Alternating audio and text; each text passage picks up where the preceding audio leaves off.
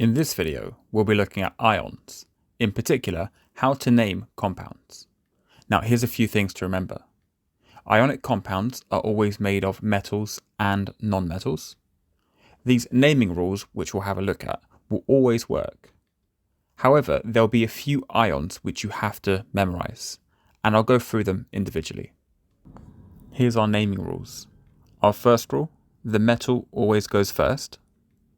Rule 2, whenever we have two elements bonding, we change the non-metal's name to end in "ide." And whenever we have three elements, where one is oxygen, the ending becomes "ate." Let's have a look at some examples. Now, this first one, we have sodium reacting with chlorine. Well, sodium's the metal, and chlorine now becomes chloride.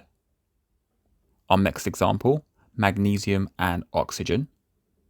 Again, magnesium's the metal, and now oxygen becomes oxide.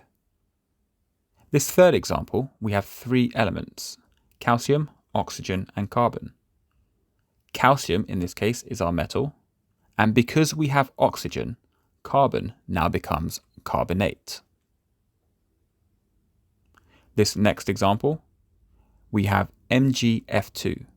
Well, Mg is magnesium, and F stands for fluoride, so magnesium fluoride. And our final example here is KNO3.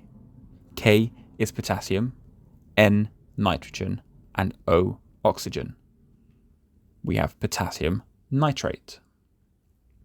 Now, these are our common ions, which unfortunately we do have to memorize. I'd recommend getting these down into your notebooks, and we can try apply them on these next examples. Here are 9 examples for you to try. I'll check back with you in 3 minutes. And as always, if you do finish early, just skip ahead.